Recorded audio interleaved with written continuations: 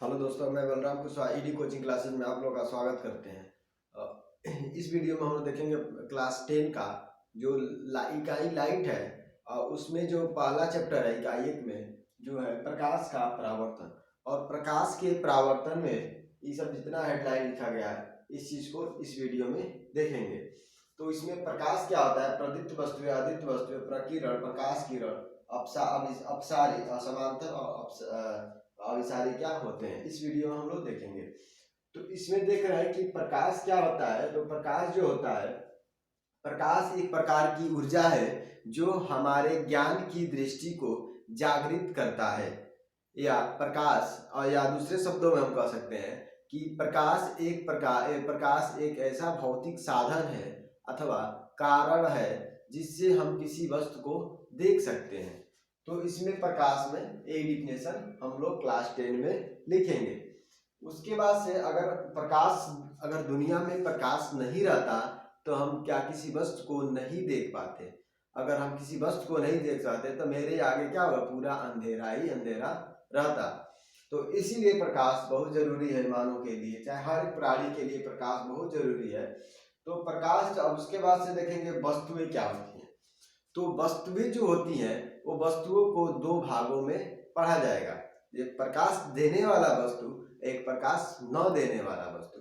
मतलब तो क्या कहलाएगा, जो प्रकाश देने वाला वस्तु होगा वह प्रदीप्त वस्तु कहलाएगा, और जो प्रकाश देने वाला वस्तु नहीं होगा तो वह क्या होगा, अदीप्त वस्तु कहलाएगा। जो प्रकाश जो क्या करता है, प्रदीप्त वस्तु, अब इसके डिफिनेशन बता रहे हैं कि प्रदीप्त वस्तु, अगर जिसको भी लिखना है डिफिनेशन को तो वीडियो पॉज करके उसमें उसके डिफिनेशन को लिख सकता है। तो जो प्रकाश जो प्रदीप्त वस्तुएं होती हैं, तो वैसी वस्तुएं जो खुद का प्रकाश उत्सर्जित करती हैं, तो इस तरह के वस्तुएं को क्या कहते हैं, प्रदीप्त वस्तुएं कहते हैं। जैसे सूर्य, विद्युत बल्ब, जलती मोमबत्ती, ये सब क्या है, लालटेन, ये सब क्या होते हैं, यह प्रदीप्त वस्तुएं होती हैं जो खुद का प्रकाश उत्सर्जित करती हैं, वो क्या कहलाती है, प्रदीप्त वस्तुएं। और आइए अब अदीप्त वस्तुएं के बारे में जानेंगे। जो दूसरे प्रकाश की सहायता से खुद चमकता है, दूसरे प्रकाश की सहायता से खुद चमकने लगता है, वही क्या कहलाता है, अदीप्त वस्तुएं कहलाता है। जैसे चंद्रमा, मेज, कुर्सी, पुस्तक, etc। तो इसका डिफिनेशन अगर बोलेंगे अदीप्त वस्तुएं का, तो बोलेंगे कि वैसी वस्तुएं जिसके पास अपना खुद का प्रकाश नहीं होता है, वैसी वस्तुओं को क्या कहते हैं, अदीप्त वस्तुएं कहते हैं। इसीलिए चंद्रमा जो है ये दूसरे के प्रकाश से चमकता है, न कि इसके पास खुद का प्रकाश होता है। यह सूर्य के प्रकाश से ही उसके सूर्य का प्रकाश को अवशोषित कर लेता है और रात में क्या चमकता है। मेज जो है, मेज भी हमें क्या होता है, टेबल, मेज, कुर्सी, सब क्या है, ये सब अदीप्त वस्तुएं होते हैं, क्योंकि हम एक दूसरे के प्रकाश से ही चमकते हैं, ये दूसरे की प्रकाश से ही हमें दिखाई देते हैं, इनके पास खुद का प्रकाश नहीं होता है। चलिए अब देखते हैं अगला, प्रकीर्ण क्या होते हैं। तो प्रकीर्ण जो होते हैं, जो क्या करते हैं, प्रकीर्ण जो प्रकाश को, प्रकीर्ण जो ऐसी वस्तु है जो प्रकाश को क्या करती हैं, वह अपने अंदर खींच लेती है। वस्तु क्या करती है, अपने अंदर प्रकाश को अवशोषित कर लेती है, और उसी प्रकाश को अवशोषित करके फिर क्या करती है, एक दूसरे में बिखेरती है, मैंने फैलाती है उस माध्यम में। तो ये क्या कहलाता है, प्रकाश का प्रकीर्ण कहलाता है। उसके बाद से हम लोग आगे इस वीडियो प्रकाश के प्रकीर्ण को आगे वीडियो में चर्चा करेंगे। बस इसमें इतना ही। उसके बाद से प्रकाश किरण क्या होता है, जब प्रकाश की किरणें किसी समांग माध्यम से होकर गुजरती है, जब प्रकाश की किरण किसी समांग माध्यम से होकर प्रकाश गुजरता है, तो इसे क्या कहते हैं, प्रकाश किरण कहते हैं। या ऐसे भी लिख सकते हैं, किसी समांग माध्यम से होकर गुजरने वाला प्रकाश की किरणें क्या कहलाती है, प्रकाश किरण क्या कहलाती है, प्रकाश किरण कहलाती है। अगर इसके एक से अधिक प्रकाश के किरणों का गुजरना, एक से अधिक प्रकाश के किरणों का गुजरना प्रकाश किरण पुंज कहलाता है। माने कोई भी प्रकाश ज्यादा जब गुजरने लगेगा तो क्या कहलाएगा, प्रकाश किरण पुंज कहलाएगा। इसी तरह प्रकाश किरण पुंज को 3 भागों में बांटा गया है अलग अलग, जिसे अपसारी प्रकाश किरण, जिसे डाइवर्जिंग बीम कहेंगे, और समांतर जिसको पैरेलल बीम कहेंगे, अभिसारी कन्वर्जिंग बीम कहेंगे। तो इस तरह का हम तीनों को अलग अलग चीज से समझेंगे। तो उसके बाद से हम समझ लेते हैं कि अपसारी क्या होते हैं, माने अपसारी प्रकाश किरण पुंज क्या होते हैं। तो अपसारी इसको पहले समझ ले, उसके बाद से डिफिनेशन को बताएंगे। तो उसके बाद से जो अपसारी होता है वो प्रकाश को क्या करता है, अपने एक ही पॉइंट में, अपसारी है तो अपने क्या करता है कि एक पॉइंट से प्रकाश को क्या करता है, बिखेर देता है, फैला देता है, वो क्या कहलाता है, अपसारी प्रकाश किरण पुंज कहलाता है। जिससे प्रकाश को एक ही पॉइंट से क्या कर रहा है, फैला देता है। जैसे विद्युत बल्ब है, वो क्या करता है, अपसारी का काम करता है। क्या करता है, विद्युत बल्ब अपसारी का काम करता है, क्योंकि अपने एक ही पॉइंट से चारों रूम में, मैंने कमरा में क्या करता है, प्रकाश को बिखेर देता है। तो इसी इसी नियम से बिखेरता है, और वही क्या कहलाता है, अपसारी कहलाएगा। तो इसका डिफिनेशन लिखेंगे तो लिखेंगे प्रकाश की किरण किसी एक ही बिंदु से आती हुई प्रतीत होती है, तो उस प्रकार के किरण पुंज को क्या कहते हैं, अपसारी किरण पुंज कहते हैं। इसी तरह के ये अपसारी किरण पुंज हो गया। दूसरा जो बनाएंगे समांतर का बना रहे हैं, और समांतर को समझ लेंगे। जब प्रकाश की किरण जब कोई प्रकाश की किरण किसी एक माध्यम से आती हुई सीधी निकल जाती है, मैंने कोई प्रकाश एक दूसरे से नहीं मिल नहीं रही है, किरण जो जा रही है और एक पुंज के रूप में आ रही है, तो यह क्या एक दूसरे को कभी नहीं काटेगी। तो समांतर वैसी किरणें जो एक दूसरे को कभी नहीं काटती है, वह क्या करती है, सीधी निकल जाती है, तो इसे क्या कहते हैं, समांतर किरण पुंज कहते हैं। इसका डिफिनेशन इस तरह से हम लिख लेंगे। उसके बाद से अभिसारी जो होता है, अभिसारी किरण पुंज क्या होता है। तो अभिसारी जो किरण पुंज होगा वो क्या करेगा ना, एक ही वह सभी प्रकाश की किरणों को क्या करेगा ना, एक ही पॉइंट पर लाकर क्या करेगा, मिला देगा, एक ही पॉइंट पर लाकर मिला देगा। तो ये क्या होगा, अभिसारी प्रकाश किरण पुंज कहलाएगा। जब प्रकाश की किरण किसी एक, इसका डिफिनेशन इस तरह लिखेंगे, जब प्रकाश की किरण किसी एक ही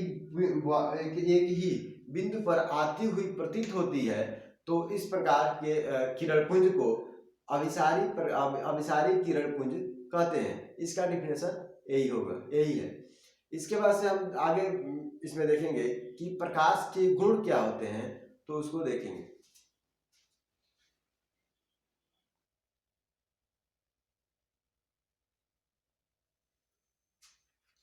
चलिए हम लोग देखते हैं। अब इसके आगे जो देखेंगे वो देखेंगे कि जैसे इसके बाद से इसको पहले पढ़ लेने के बाद से प्रकाश के गुण को देखेंगे।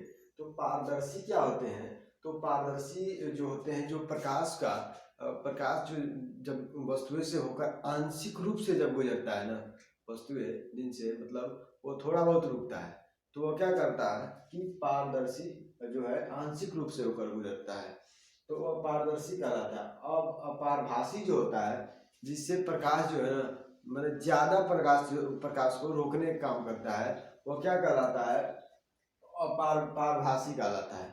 जिनसे वस्तुएं आंशिक रूप से गुजरता है, जिनसे वस्तुएं क्या करता है, प्रकाश को आंशिक रूप से गुजरने देता है, वो क्या कहलाता है, फिर पारभासी कहलाता है। अपारदर्शी क्या होता है, अपारदर्शी जो होता है, जिनसे प्रकाश बिल्कुल नहीं गुजरने देगा, इसमें जो होगा वो प्रकाश बिल्कुल नहीं गुजरने देगा, वो क्या कहलाएगा, अपारदर्शी कहलाएगा। फिर एक बार इसको देख लेते हैं कि पारदर्शी जो होता है, पारदर्शी उसमें से पारदर्शी में प्रकाश एकदम कम आता है, मतलब उसमें कुछ इस मैंने पारभासी से कुछ ज्यादा गुजरेगा, उसी को पारदर्शी कहते हैं। और इसमें पारभासी में पारदर्शी से कम प्रकाश गुजरेगा। और उसके बाद से अपारदर्शी में जो होगा, जब प्रकाश इसमें बिल्कुल नहीं गुजरेगा, जैसे में यह पारदर्शी है, इससे कांच हो गया, तो इस तरह का जो होगा वो क्या होगा, पारदर्शी हो जाएगा। अपारभासी जो होगा, जैसे तेल लगा हुआ कागज, इस तरह का जो भी कुछ है, वो क्या कहलाएगा, पारभासी कहलाएगा। अपारदर्शी जो होगा, जिसमें प्रकाश बिल्कुल नहीं गुजरेगा, जैसे कोई भी एक परत ले लें या दीवार ले लें, दीवार से इस बार से उस बार लाइट को मार डालें तो वह प्रकाश नहीं गुजरेगा वहां से, तो वह क्या कहलाएगा, अपारदर्शी कहलाएगा। अब हम इसके बाद से देखेंगे प्रकाश के गुण क्या होते हैं, कि लाइट ऑफ प्रॉपर्टी क्या होती है। तो प्रकाश का गुण जो होता है, तो प्रकाश जो होता है, प्रकाश विद्युत चुंबकीय तरंगों के रूप में चलता है। तो कोई भी पूछेगा प्रकाश क्या होता है, तो प्रकाश एक विद्युत चुंबकीय तरंगों के रूप में चलता है। उसके बाद से दूसरा जो है, प्रकाश निर्वात में भी चल सकता है, और प्रकाश के निर्वात में चाल 3 × 10⁸ मीटर प्रति सेकेंड होता है। अगर कहा जाए कि प्रकाश किसमें चल सकता है, निर्वात में भी चलेगा और माध्यम में भी चलेगा, लेकिन इसका निर्वात में चाल निकाला गया है, वह 3 × 10⁸ मीटर प्रति सेकेंड निकाला गया है। तो इसके बाद से तीसरा है कि प्रकाश एक सरल रेखीय गति करता है। तो प्रकाश जो होता है एक सरल रेखी माने सीधी रेखा में गति करता है। उसके बाद से प्रकाश चौथा जो है, ठोस तथा द्रव माध्यमों के तलों से प्रकाश का परावर्तन हो जाता है। जैसे ठोस और द्रव जो होगा उसके माध्यम से, मतलब उसके सरफेस के, उस माध्यम के तलों से, मतलब उसके सरफेस से जब प्रकाश टकराएगा तो या तो उसका परावर्तन हो जाएगा और इसमें आगे वाला में अपवर्तन हो जाएगा। यदि प्रकाश एक पारदर्शक माध्यम से दूसरे पारदर्शक माध्यम में प्रवेश करता है तो प्रकाश का क्या होता है, अपवर्तन हो जाता है।